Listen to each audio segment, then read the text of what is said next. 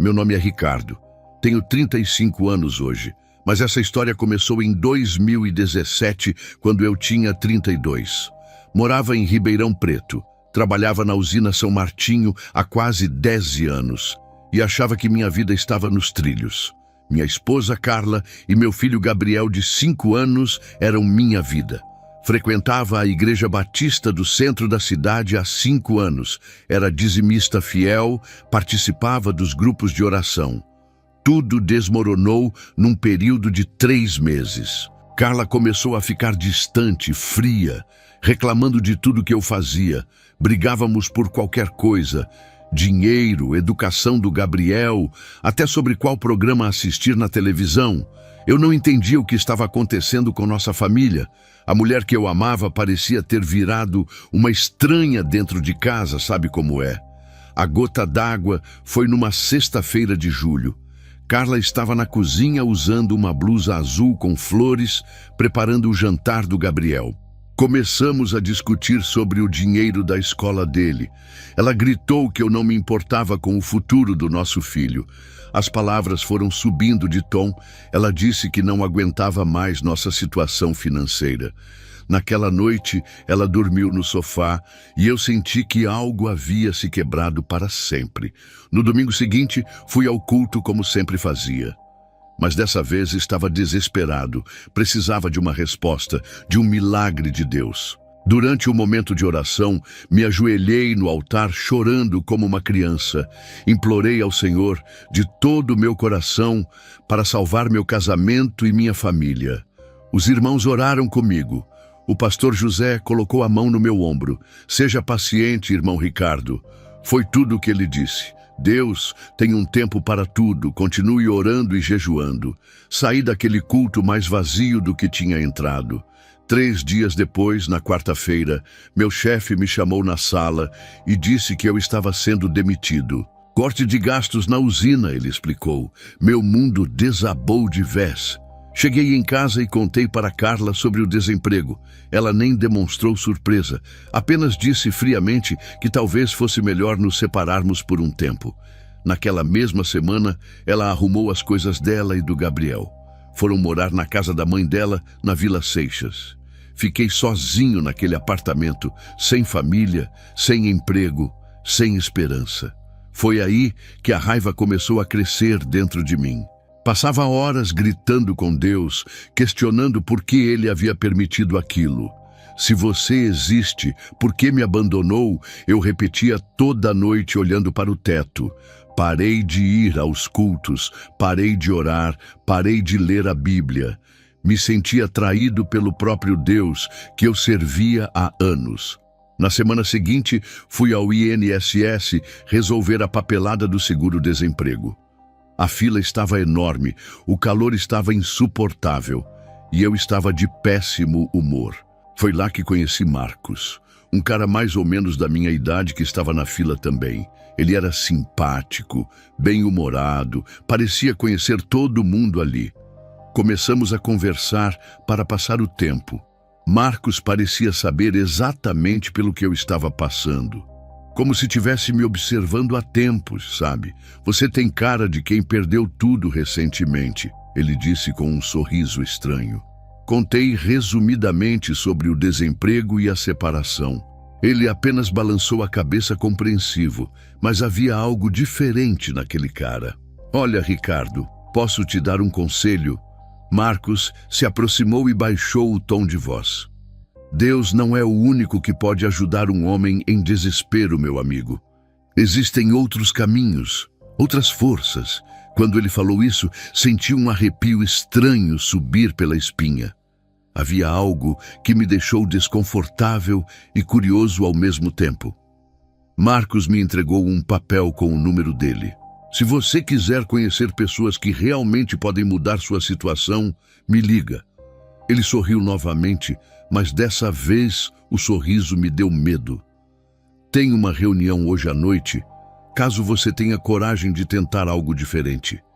Ele enfatizou a palavra coragem de um jeito que me fez engolir seco. Voltei para casa com aquele papel na mão, olhando o número dele. Uma parte de mim sabia que não devia ligar. que aquilo podia ser perigoso. Mas a dor da rejeição, da perda, do abandono era maior que qualquer medo. Se Deus tinha me abandonado, talvez fosse hora de procurar ajuda em outro lugar. Às 7 da noite, peguei o telefone e disquei o número do Marcos. Liguei para Marcos naquela mesma tarde, por volta das 4 horas.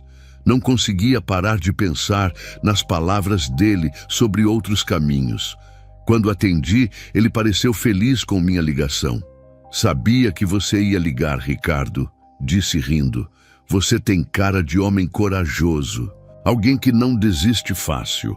A forma como ele falou me deu calafrios. Ele me deu o endereço de uma casa na Vila Tibério, perto do Cemitério da Saudade.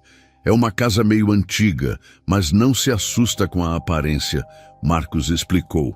O que importa é o que acontece lá dentro, coisas que podem mudar sua vida para sempre. Marcamos para as 8 da noite. Ele disse para eu não contar para ninguém sobre o encontro. Nem para a família, nem para amigos, ninguém. Cheguei lá no horário combinado. A casa era realmente velha, com a tinta descascando e o jardim abandonado. Ficava numa rua escura e eu podia ver as cruzes do cemitério ao longe. O ambiente já era assombrado por natureza. Marcos me recebeu na porta com aquele mesmo sorriso estranho. Bem-vindo ao lugar onde os desesperados encontram respostas, ele disse baixinho. Entramos numa sala mal iluminada por velas. O primeiro detalhe que me chamou a atenção foi um relógio antigo na parede. Estava parado, sempre marcando meia-noite. Havia 6 pessoas sentadas em círculo no chão, incluindo uma mulher de uns 50 anos. Todos chamavam ela de Mãe Helena. Senti um peso no peito quando entrei, como se o ar fosse mais denso, mais difícil de respirar. Helena me olhou de cima a baixo, como se estivesse me analisando por dentro. Era uma mulher magra, cabelos grisalhos, mas seus olhos eram intensos demais, penetrantes demais. Então você é o Ricardo, ela disse sem nem me cumprimentar. Marcos me contou sobre sua situação, marido abandonado, pai rejeitado, homem sem emprego. A frieza na voz dela me gelou. Sentei no círculo conforme ela indicou. Helena acendeu mais algumas velas vermelhas e começou a falar sobre forças antigas. Falava de energias, de espíritos, de poderes que a igreja tradicional escondia das pessoas. No início, achei tudo muito estranho, mas ela falava com tanta convicção que comecei a prestar atenção. Era como se ela realmente soubesse de segredos que eu desconhecia. Você quer sua família de volta? Helena perguntou diretamente. Quer um emprego melhor? Quer ter poder sobre sua própria vida? Quando respondi que sim, ela sorriu. Então vou te mostrar que você não precisa implorar para um Deus surdo. Existem outras entidades que realmente escutam e atendem. A forma como ela disse entidades me fez tremer. Foi aí que ela me deixou gelado. Helena olhou diretamente nos meus olhos e disse algo impossível. Você brigou com Carla na cozinha na última sexta por causa do dinheiro da escola do Gabriel.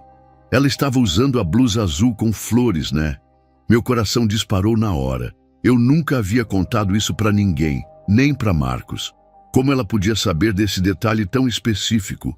Como você sabe disso? Gaguejei. Sentia as mãos suarem frio. Helena apenas sorriu com superioridade. Há forças neste mundo que sabem de tudo, meu filho. Elas veem através das paredes, ouvem através do tempo. Ela se aproximou de mim e senti um frio descendo pela espinha. A pergunta é, qual lado você vai escolher para te ajudar? Helena pegou um baralho diferente, com cartas que nunca tinha visto antes. Vou te dar uma demonstração gratuita do poder que oferecemos, disse embaralhando as cartas. Pediu para eu pensar numa pergunta sobre meu futuro, sem falar em voz alta. Pensei se Carla voltaria para mim algum dia. Concentrei toda a minha energia nessa pergunta, como ela mandou. Ela virou 3 cartas e começou a interpretar. Falou sobre uma reconciliação próxima, sobre uma oportunidade de trabalho que surgiria em breve, sobre mudanças positivas na minha vida. Tudo parecia fazer sentido, tudo parecia possível. Mas para isso acontecer, Helena disse, guardando as cartas, você precisa estar aberto para receber ajuda de verdade. O jeito como ela falou, ajuda de verdade, soou como uma ameaça. Saí daquela casa às 10 da noite, completamente impressionado. Helena havia acertado detalhes sobre minha vida que eram impossíveis de saber. Marcos me acompanhou até o portão e perguntou o que eu tinha achado. Respondi que estava confuso, mas interessado. Na próxima semana tem outra reunião, ele disse, se quisesse aprofundar mais no assunto. O jeito como ele falou aprofundar me fez perceber que eu estava entrando em algo muito maior do que imaginava. Passei a semana toda pensando naquele encontro na casa da Helena. Não conseguia tirar da cabeça como ela sabia sobre a briga com Carla nos mínimos detalhes. Tentei encontrar explicações lógicas. Talvez Marcos tivesse me seguido. Talvez fosse só sorte. Mas no fundo, eu sabia que havia algo diferente acontecendo ali. Algo que eu não conseguia explicar. Na quarta-feira seguinte, voltei à casa da Vila Tibério. Dessa vez, já me sentia menos estranho com o ambiente, menos assustado com as velas e o relógio parado. Helena me recebeu como se fosse um filho que estava voltando para casa. Sabia que você ia retornar, disse sorrindo. Homens inteligentes reconhecem oportunidades quando as veem. O jeito como ela falou me fez sentir especial, escolhido. Naquela noite, éramos apenas 5 pessoas. Helena explicou que o grupo menor permitia um trabalho mais profundo e pessoal. Começou a me ensinar sobre o que chamava de invocações de poder. Disse que eu precisava aprender a me comunicar diretamente com as entidades que podiam me ajudar. A palavra entidades sempre me dava arrepios, mas também despertava curiosidade. Helena me ensinou meu primeiro ritual. Era simples. 5 velas vermelhas dispostas em formato de pentágono no chão. Símbolos específicos desenhados com carvão dentro da figura. Você vai repetir estas palavras em latim, disse-me entregando um papel. Adiuva-me, Lucifer. Significa me ajude, portador da luz. Quando ouvi o nome Lucifer, meu coração acelerou. No início hesitei. O nome Lucifer me fez pensar na igreja, no que eu havia aprendido sobre o diabo. Helena percebeu minha resistência e riu. Esqueça tudo que a igreja te ensinou sobre bem e mal, disse firmemente. Lucifer não é demônio. É o anjo da iluminação, da sabedoria, do poder pessoal. A forma como ela explicou fez parecer até razoável. Acendi as 5 velas uma por uma, conforme Helena instruiu. Quando cheguei na última vela, algo impressionante aconteceu. A vela do centro do pentágono se acendeu sozinha. Juro pela vida do meu filho que não fui eu que acendi. Todos no círculo sorriram como se aquilo fosse normal, mas eu fiquei em choque, sem conseguir processar o que tinha acabado de ver. Viu só, Helena disse satisfeita. As forças já estão respondendo à sua presença. Isso é um sinal muito positivo. Mandou eu repetir as palavras em latim 3 vezes, olhando fixamente para as chamas. Senti uma energia estranha percorrer meu corpo, como uma corrente elétrica fraca, mas constante. Era uma sensação nova, poderosa, viciante. Saí de lá naquela noite me sentindo diferente. Era como se algo tivesse acordado dentro de mim, uma força que eu não sabia que existia. No espelho do banheiro, quando cheguei em casa, meus próprios olhos pareciam diferentes, mais escuros, mais intensos. Até minha postura havia mudado, mais ereta, mais confiante. Na sexta-feira seguinte, 3 dias depois do ritual, recebi uma ligação inesperada. Era do escritório de advocacia Mendes e Associados, na rua Visconde de Inhaúma. Precisavam urgentemente de um segurança noturno, e meu currículo havia chamado a atenção deles. Pode começar segunda-feira? Perguntaram. Era como se o ritual tivesse funcionado mesmo. Carla também mudou completamente comigo. No sábado, ela me ligou permitindo que eu levasse Gabriel para passar o domingo inteiro comigo. Há semanas, ela limitava nossas visitas a poucas horas. Você parece diferente ao telefone, ela disse, mais seguro de si. Parecia quase submissa, o que não era normal nela. Algo havia mudado na dinâmica entre nós. Comecei a frequentar o apartamento que encontrei na Vila Virgínia, pertinho do Gabriel, como eu queria. Os vizinhos logo começaram a reclamar de ruídos estranhos à noite. Dona Maria, do apartamento ao lado, dizia ouvir passos no meu apartamento quando eu estava dormindo. Eu mesmo, às vezes, acordava com sons que não conseguia explicar, mas achava que era só imaginação. Mas o poder que eu sentia crescendo em mim compensava qualquer coisa estranha. As pessoas reagiam diferente à minha presença. Um colega de trabalho comentou que meus olhos estavam mais intensos e que as pessoas ficavam meio sem jeito perto de mim. Eu gostava dessa sensação de controle, de influência. Era exatamente o que eu queria, poder sobre minha própria vida. Mas não fazia ideia do preço que pagaria por isso. Nas primeiras semanas frequentando a casa da Helena, achei que tudo estava melhorando na minha vida. Tinha trabalho, estava vendo Gabriel regularmente e me sentia mais poderoso do que nunca.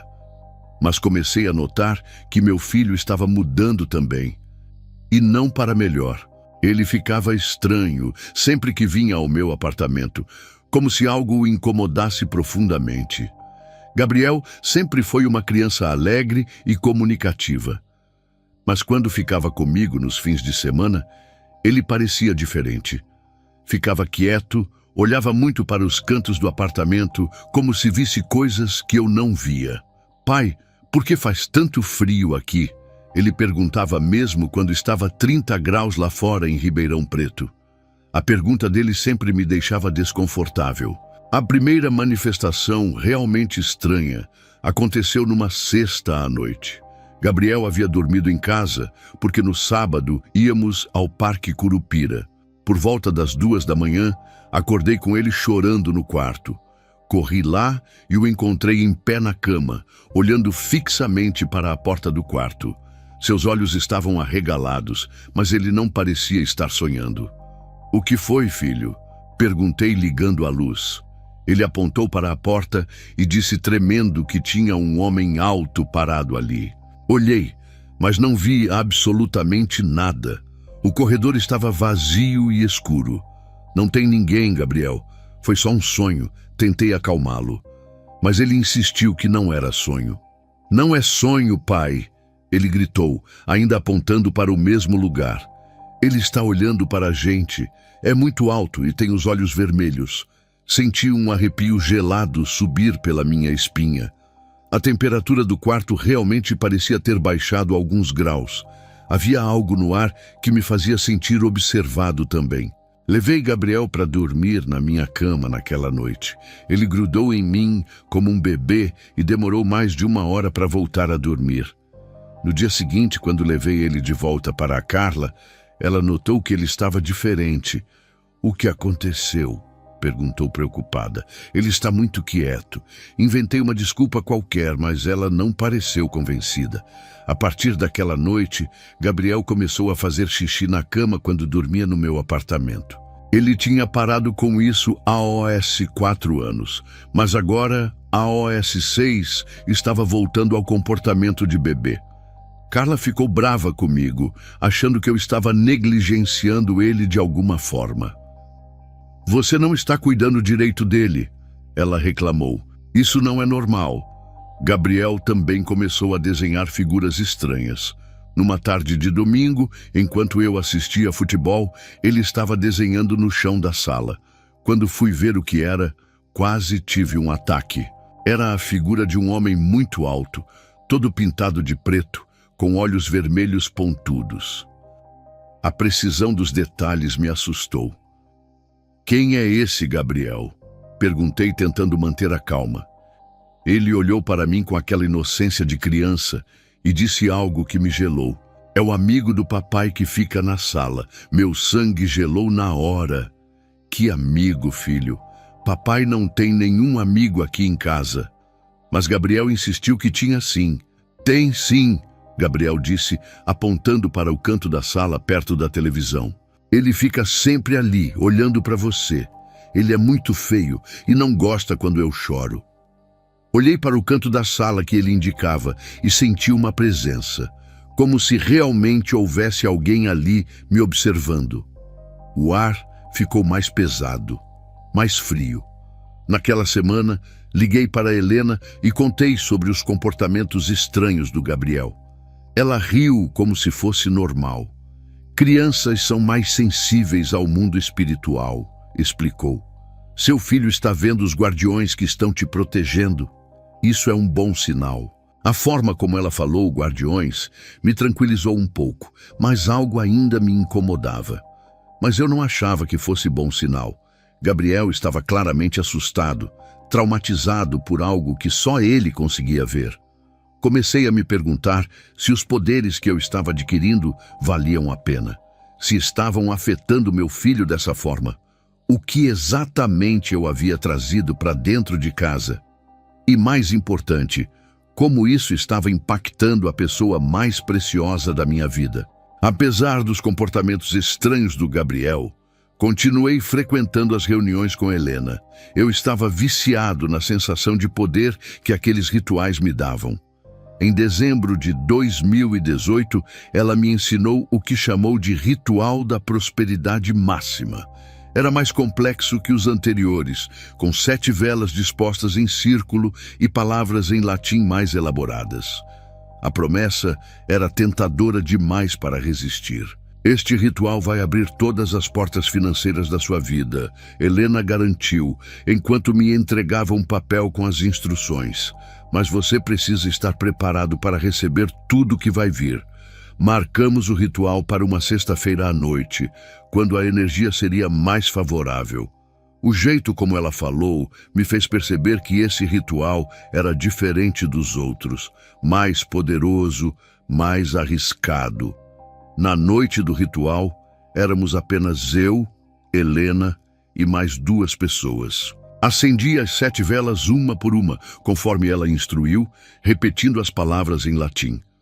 Quando terminei de acender a última vela, algo inacreditável aconteceu.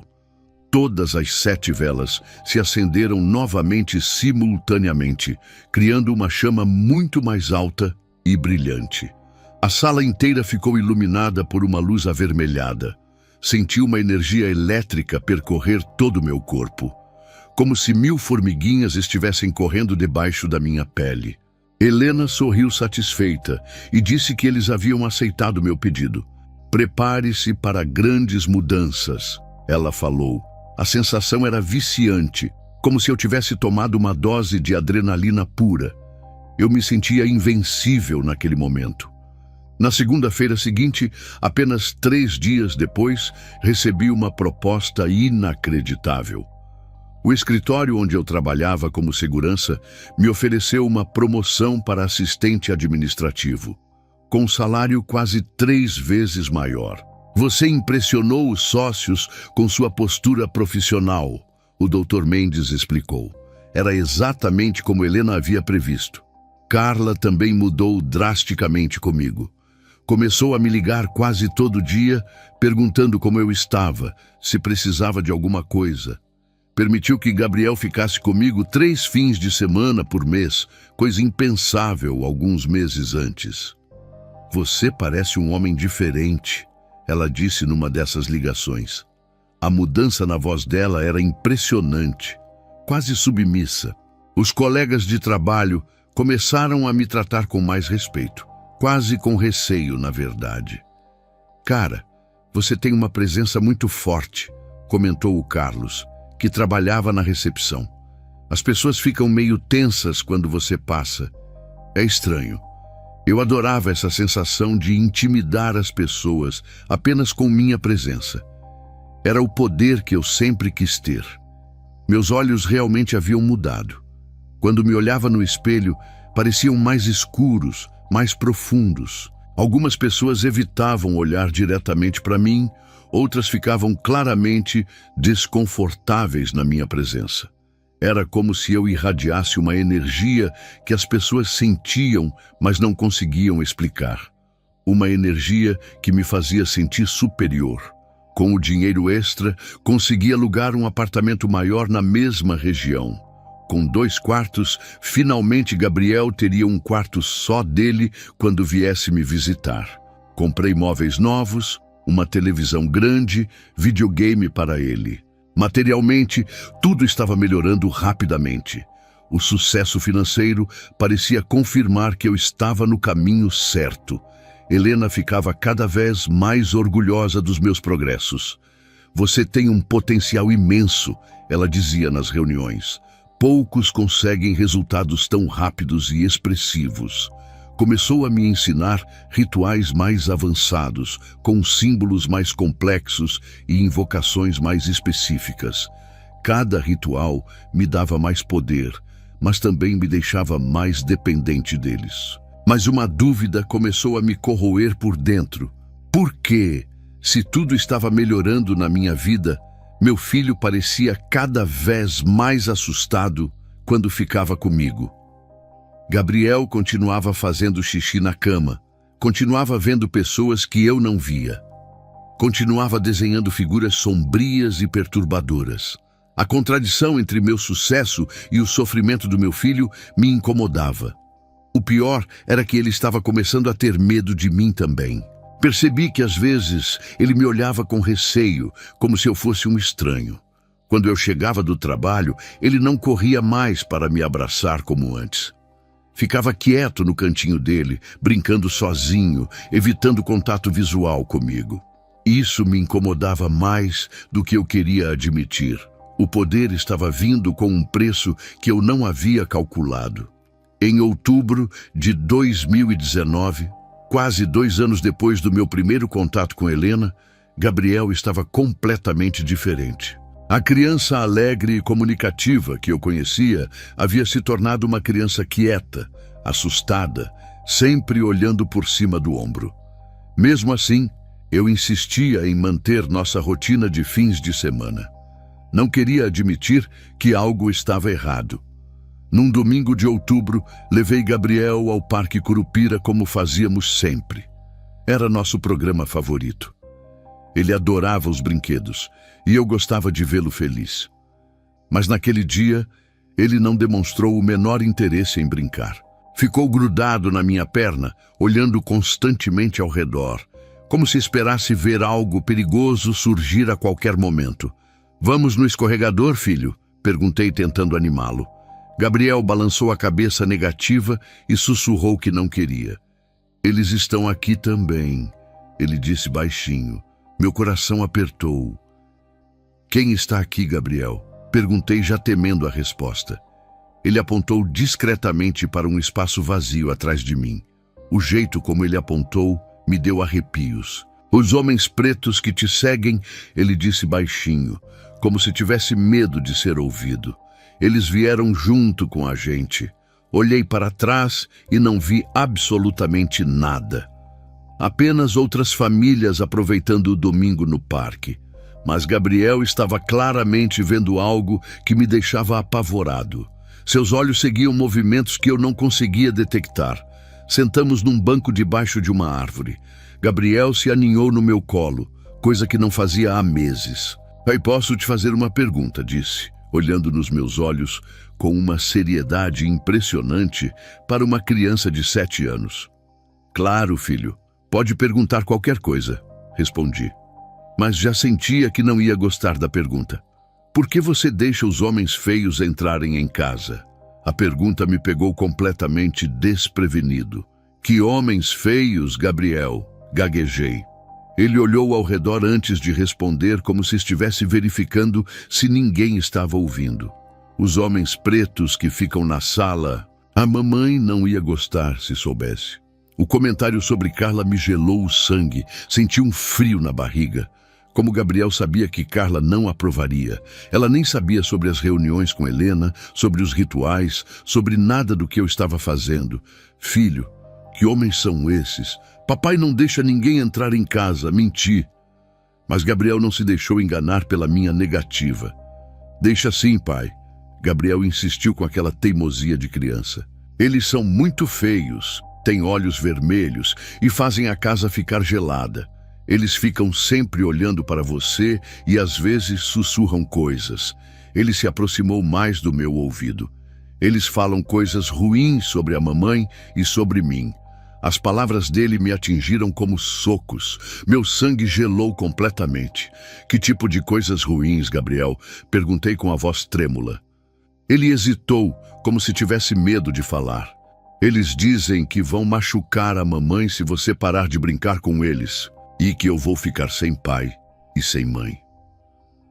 Lágrimas começaram a escorrer dos meus olhos. Como uma criança de 7 anos podia saber sobre ameaças tão específicas? Gabriel limpou minhas lágrimas com suas mãozinhas pequenas. Pai, por que você brinca com eles se eles são maus? A pergunta mais inocente do mundo me atingiu como um soco no estômago.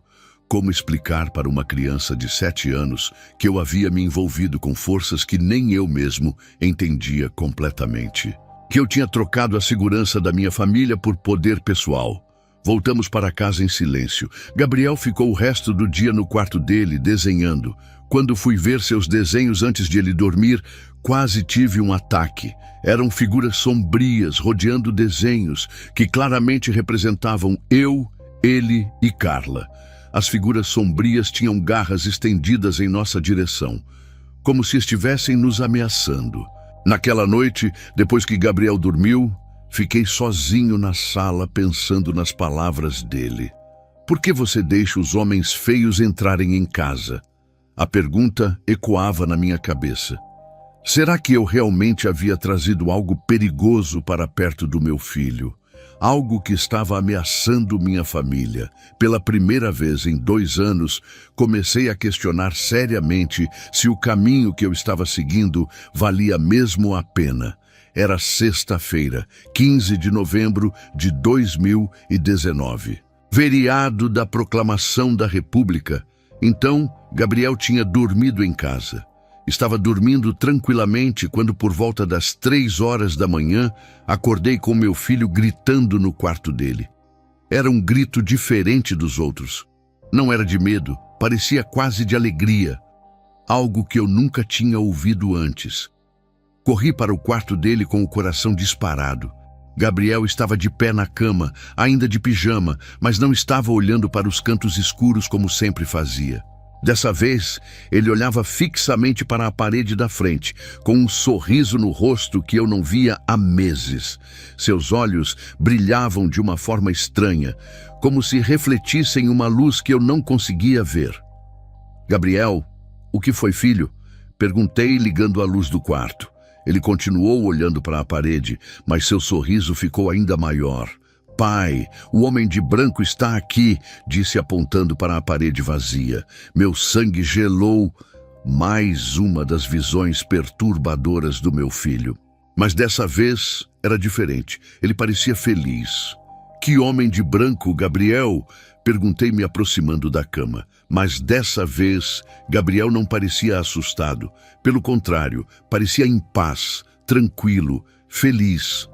É Jesus, pai. Ele disse olhando para mim com uma alegria que eu não via há quase 2 anos. Ele é muito bonito e tem uma luz bem clara ao redor dele. A forma como ele falou me fez tremer. Olhei para onde Gabriel apontava e não vi absolutamente nada, mas senti algo diferente no ar do quarto. Uma sensação de leveza, de paz, completamente oposta ao peso e frio que eu sempre sentia no apartamento. Era como se alguém tivesse aberto uma janela e deixado entrar ar fresco numa sala abafada. O contraste era impressionante. Gabriel se sentou na cama e me puxou pela mão. Pai, Jesus quer falar com você através de mim, disse com uma seriedade impressionante para seus 7 anos. Ele disse que tem uma mensagem muito importante para te dar. Senti minha perna tremer. Aquilo não podia estar acontecendo de verdade, mas a convicção na voz do meu filho me deixou sem palavras. O que Jesus disse, filho? Perguntei, mais por curiosidade do que por acreditar realmente. Gabriel me olhou nos olhos com uma intensidade que me assustou. Ele disse que você está brincando com coisas muito perigosas, pai, que os homens pretos não são seus amigos. Eles querem destruir nossa família. As palavras saíram da boca dele, mas pareciam vir de outro lugar. As palavras saíam da boca do meu filho, mas a forma como ele falava era diferente, mais madura, mais sábia, como se fosse um adulto falando através de uma criança. Jesus falou que se você parar de brincar com os homens maus, ele vai cuidar de nós três. Você, eu e a mamãe. A mensagem era clara demais para ser coincidência. Senti lágrimas começarem a escorrer pelo meu rosto. Gabriel, como você sabe sobre essas coisas? Papai nunca te contou sobre... Ele interrompeu, colocando a mãozinha no meu rosto. Jesus me mostrou tudo, pai. Ele me mostrou você fazendo coisas com velas e falando palavras estranhas numa casa escura. Meu coração quase parou de bater. Meu coração quase parou. Gabriel nunca havia me visto fazendo rituais, nunca esteve na casa da Helena, nunca soube de nada sobre meu envolvimento com aquele grupo. Como uma criança de 7 anos podia saber detalhes tão específicos sobre minha vida secreta. Detalhes que nem Carla conhecia. Ele também me mostrou como você era quando era pequeninho como eu. Gabriel continuou sorrindo. Você ajoelhava do lado da cama e falava com Jesus antes de dormir. Você pedia para ele cuidar da sua mamãe e do seu papai. Comecei a chorar descontroladamente. Eu realmente fazia essas orações quando criança, algo que nunca contei para ninguém na vida. Gabriel me abraçou e sussurrou no meu ouvido palavras que jamais esqueceria. Jesus disse que você só precisa pedir desculpas e voltar para ele, pai. Ele nunca te abandonou. Você é que se afastou. Naquele momento senti uma presença real no quarto. Uma paz que eu não sentia há mais de 2 anos. Era como se uma batalha espiritual estivesse acontecendo bem ali e a luz estava vencendo a escuridão. Quando Gabriel adormeceu novamente, por volta das 13h15 da manhã, eu continuei sentado na beirada da cama dele, completamente em choque, sem conseguir processar tudo o que havia acontecido. Não conseguia parar de pensar em tudo que ele havia dito. Como uma criança de 7 anos podia saber sobre coisas que eu nunca contei para ninguém, sobre as orações que eu fazia quando era pequeno. Por volta das 4 horas, Gabriel acordou novamente, mas dessa vez estava ainda mais sério, mais maduro. Sentou na cama e me olhou como se fosse um adulto falando com outro adulto. Pai, preciso te contar mais coisas que Jesus me disse. Falou baixinho para não acordar os vizinhos. A seriedade na voz dele me fez perceber que tinha mais revelações por vir. O que mais ele disse, filho? Perguntei com a voz embargada. Gabriel pegou minhas mãos nas dele e começou a falar coisas que me deixaram completamente abalado. Jesus disse que você chora escondido toda noite antes de dormir, porque você sabe que está fazendo coisas erradas. Mas você tem medo de parar. Era exatamente isso que acontecia comigo. Senti como se alguém tivesse me dado um soco no estômago. Era exatamente isso que me passava pela cabeça. Toda noite eu chorava baixinho no meu travesseiro, sentindo culpa por estar envolvido com coisas que eu sabia no fundo que eram perigosas. Mas tinha medo de perder o poder, o dinheiro, a influência que havia conquistado. Como Gabriel podia saber disso? Jesus também me mostrou a mulher de cabelo cinza que você visita. Gabriel continuou. Ela não é boa pessoa, pai. Ela serve os homens maus e está usando você para machucar nossa família. Helena. Como Gabriel podia saber sobre Helena? Ele nunca a viu na vida. Nunca esteve na casa dela. Nunca soube da existência dela. Gabriel se aproximou mais de mim e sussurrou algo que me fez chorar ainda mais. Ele me mostrou que você vai ter que escolher. Ou fica com os homens maus e perde a gente para sempre, ou volta para Jesus e reconquista nossa família. As lágrimas escorriam pelo meu rosto sem parar. A clareza da mensagem era assustadora. Filho, como Jesus te mostrou essas coisas? Perguntei ainda incrédulo. Gabriel sorriu com aquela inocência de criança. Ele me levou para um lugar muito claro, cheio de luz, e me mostrou como se fosse um filme na televisão. Mostrou você pequenininho, ajoelhado na cama, pedindo para ele proteger a vovó que estava doente. Meu coração quase parou de bater. Quando eu tinha 8 anos, minha avó ficou internada com pneumonia grave. Toda noite eu ajoelhava na beirada da minha cama e implorava para Jesus curá-la. Era meu segredo mais íntimo da infância. Nem meus pais sabiam sobre essas orações. Como Gabriel podia saber? Como uma criança de 7 anos podia ter acesso a memórias que eu mesmo havia esquecido? Jesus falou que sempre escutou suas orações de criança. Gabriel continuou. E que ele estava muito triste quando você parou de falar com ele depois que casou com a mamãe. Isso também era verdade.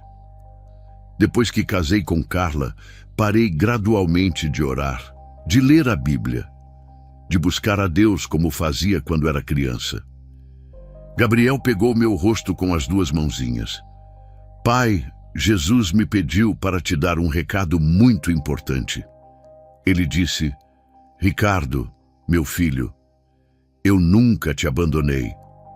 Você é que se afastou de mim quando a vida ficou difícil. Mas se você quiser voltar, eu estou aqui esperando com os braços abertos. Ouvir essas palavras através do meu filho me quebrou completamente. Naquele momento desabei completamente. Comecei a chorar como uma criança, soluçando alto. Gabriel me abraçou e começou a orar de uma forma que nunca tinha ouvido ele orar antes. Jesus, ajuda meu pai a ser forte para deixar os homens maus. Protege nossa família e traz a mamãe de volta para a gente. A oração dele parecia vir direto do coração. Jesus também disse uma coisa sobre a mamãe. Gabriel falou quando parou de orar. Ele falou que ela ainda te ama, mas está com medo de você por causa dos homens maus que ficam perto de você. Se você mandar eles embora, ela vai perceber que você voltou a ser o homem bom que ela se apaixonou. Naquela madrugada do 15 de novembro de 2019, meu filho de 7 anos se tornou o instrumento de Deus para me salvar das trevas em que eu havia me metido. No sábado seguinte à visão do Gabriel, acordei sentindo que algo havia mudado no apartamento. O ar estava mais pesado, mais sufocante que o normal. Durante o café da manhã, Gabriel mal tocou na comida e ficou olhando fixamente para a sala. Eles estão muito bravos, pai, disse baixinho. Os homens feios estão furiosos porque Jesus veio aqui.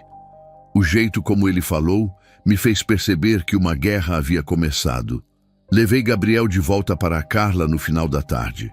Quando voltei para casa sozinho, a situação piorou drasticamente. Objetos começaram a cair das prateleiras sem motivo aparente. O controle remoto da televisão sumiu e apareceu dentro da geladeira. Quadros que estavam firmes na parede há meses caíram durante a madrugada. Era como se forças invisíveis estivessem expressando sua raiva. Na segunda-feira de manhã, quando acordei, todas as fotos do Gabriel que ficavam na estante da sala estavam viradas de cabeça para baixo. Eu tinha certeza absoluta de que não havia mexido nelas. Arrumei todas novamente, mas na manhã seguinte elas estavam viradas outra vez. Isso aconteceu todos os dias durante uma semana. Era uma mensagem clara de que algo estava muito irritado. Resolvi ligar para Helena e contar sobre a visão do Gabriel. Sua reação me assustou completamente. A voz dela mudou, ficou grossa e ameaçadora. Aquela criança está sendo usada pela ex-mulher fanática religiosa, disse com raiva. Eles querem te afastar dos seus verdadeiros protetores. O tom dela era completamente diferente do usual. Mas Helena, ele sabia coisas que era impossível saber. Tentei explicar. Ela me interrompeu rispidamente. Ricardo, você precisa entender uma coisa. Você não pode simplesmente sair daqui. Você fez pactos, invocou forças, recebeu benefícios. Eles não vão deixar você partir assim facilmente. A palavra pactos me deu calafrios. O tom ameaçador da Helena me deu arrepios. O que você quer dizer com não vão deixar? Perguntei com a voz trêmula. Ela riu de uma forma que nunca tinha ouvido antes. Uma risada fria e cruel. Você verá em breve. Quem brinca com fogo precisa estar preparado para as consequências. A ameaça estava clara como cristal. Marcos, que era meu amigo mais próximo no grupo, parou completamente de falar comigo. Quando tentei ligar para ele, o telefone dava ocupado ou caía direto na caixa postal. No trabalho, quando o encontrei por acaso na rua, ele atravessou para o outro lado para não ter que cumprimentar. Era como se eu tivesse virado um pária do grupo da noite para o dia. Os fenômenos no apartamento se intensificaram drasticamente. A temperatura ficou insuportável. Mesmo com todas as janelas abertas e ventilador ligado, sentia como se estivesse dentro de um freezer. Vizinhos começaram a reclamar de barulhos altos vindos do meu apartamento durante a madrugada. Mas eu estava dormindo profundamente nesses horários, sem fazer ruído algum. Na quinta-feira da semana seguinte, aconteceu algo que me apavorou completamente. Acordei com 3 arranhões profundos no meu braço direito. Não eram arranhões que eu poderia ter feito dormindo, eram marcas paralelas, como se alguém com unhas muito afiadas tivesse me arranhado de propósito. As marcas ardiam como fogo. Os pesadelos começaram naquela mesma semana. Toda noite, eu sonhava com figuras sombrias, sussurrando ameaças. Elas diziam que se eu abandonasse o grupo, fariam mal ao Gabriel. Mostravam imagens perturbadoras do meu filho sendo machucado, da Carla sofrendo acidentes terríveis. Acordava em pânico, suando frio e com o coração disparado. No final da semana, Helena me ligou novamente. Você precisa voltar para as reuniões imediatamente, ordenou. Sua ausência está causando desequilíbrios graves. As entidades estão bravas e precisam ser acalmadas. Disse que se eu não aparecesse na sexta, as consequências seriam irreversíveis. A forma como ela falou me deixou apavorado. Fiquei completamente sozinho nessa batalha espiritual. Não podia contar para Carla porque ela não sabia sobre meu envolvimento com aquele grupo. Não tinha amigos na igreja porque havia me afastado há anos. Não podia contar para colegas de trabalho porque pensariam que eu estava maluco. Era eu contra forças que eu não entendia e não conseguia controlar. Na madrugada de sexta-feira, véspera da reunião que Helena havia marcado, tive o pior pesadelo da minha vida. Sonhei que entidades sombrias sequestravam Gabriel e Carla, e uma voz dizia que eu havia escolhido o lado errado e agora pagaria o preço. Na segunda-feira seguinte, 25 de novembro de 2019, tomei a decisão que mudaria tudo. Peguei Gabriel na escola às 5 da tarde, como sempre fazia nas segundas. Ele entrou no carro mais alegre do que havia ficado em semanas. Pai Jesus me falou que hoje é um dia muito especial, disse sorrindo. Ele disse que você vai tomar a decisão certa. A confiança na voz dele me deu coragem. Estava dirigindo pela Avenida Jerônimo Gonçalves quando, no impulso, parei o carro em frente a uma igreja que nunca havia reparado antes. Era uma igreja universal do Reino de Deus, bem simples, com apenas uma placa discreta na fachada. Vamos entrar aí, Gabriel. Falei sem pensar muito. Meu filho bateu palmas de alegria, como se soubesse que aquilo ia acontecer. Entramos no meio de um culto de libertação. O pastor Roberto, um homem de uns 40 anos, estava orando por pessoas que pareciam estar passando por situações difíceis. Sentamos no fundo e Gabriel ficou quietinho ao meu lado, prestando atenção em tudo como se entendesse perfeitamente o que estava acontecendo. Havia uma paz naquele lugar que eu não sentia há anos. Quando o pastor pediu para quem precisava de oração se dirigir à frente, Gabriel me cutucou. Vai, pai, Jesus está mandando você ir lá, sussurrou. Minhas pernas tremeram, mas me levantei e caminhei até a frente do altar. Pelo menos 10 pessoas se aproximaram também, cada uma carregando seu fardo. Eu estava entre elas, finalmente admitindo que precisava de ajuda. O pastor Roberto se aproximou de mim e, sem eu falar nada, disse algo que me deixou em choque. Irmão, o Senhor está me mostrando que você se envolveu com forças das trevas, mas há uma criança intercedendo por você. Olhei para Gabriel, que estava sorrindo e fazendo gestos de incentivo.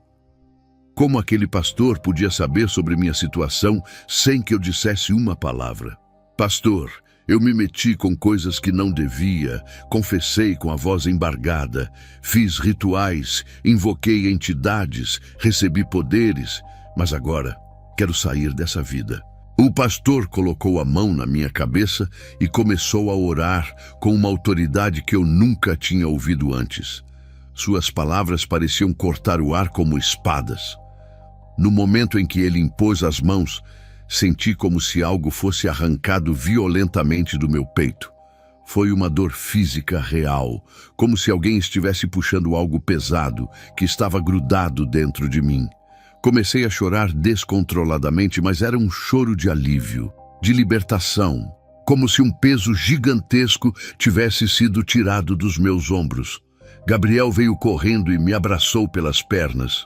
Agora sim, pai, Jesus está feliz, disse alto o suficiente para várias pessoas ouvirem. Os homens feios foram embora. A casa não vai mais ficar gelada. O pastor sorriu e continuou orando, pedindo proteção para toda a nossa família. A alegria no rosto do meu filho era contagiante. Saímos da igreja por volta das 9 da noite. Durante o caminho para casa, Gabriel estava radiante, cantando hinos que eu nem sabia que ele conhecia. Pai, você pode me levar para ver a mamãe agora? Perguntou. Jesus falou que ela vai ficar muito feliz. Decidimos ir até a casa da sogra naquela mesma noite. Era hora de enfrentar a verdade. Quando Carla abriu a porta, ela parou e me olhou fixamente. Você está diferente, disse após alguns segundos. Seus olhos estão normais de novo. Gabriel correu para ela gritando que o papai havia voltado para Jesus, que os homens feios tinham ido embora da nossa casa. Carla me olhou confusa, mas percebi algo mudando em sua expressão. Naquela noite contei tudo para Carla. Sobre Helena, sobre os rituais, sobre as entidades, sobre a visão do Gabriel. Ela chorou muito, mas disse que sempre soube que algo estava errado comigo nos últimos 2 anos. Eu sentia uma frieza em você que não era natural, confessou. Mas agora você parece o homem que eu me casei, ela disse segurando minha mão. Na terça-feira, voltei ao apartamento com a missão de destruir tudo que estava relacionado a OS rituais. Queimei as velas, os papéis com símbolos, os objetos que Helena havia me dado. No momento em que as últimas cinzas se apagaram no quintal, todos os quadros da casa caíram simultaneamente das paredes. Gabriel, que estava comigo, começou a rir e bater palmas, dizendo que eles estavam com medo, porque Jesus havia ganho a guerra. Naquela mesma noite, pela primeira vez em 2 anos, dormi em paz completa. Não houve ruídos estranhos, não houve frio inexplicável, não houve presenças sombrias. A casa havia sido limpa. Hoje, em 2022, 3 anos depois daquela libertação, posso dizer que Jesus usou meu filho de 7 anos para me salvar das garras do inferno. Carla e eu reatamos nosso casamento em junho de 2020. Gabriel se tornou uma criança evangelista na igreja, sempre falando de Jesus para outras crianças. Nossa família foi completamente restaurada e eu aprendi que o poder real vem de Deus, não das trevas.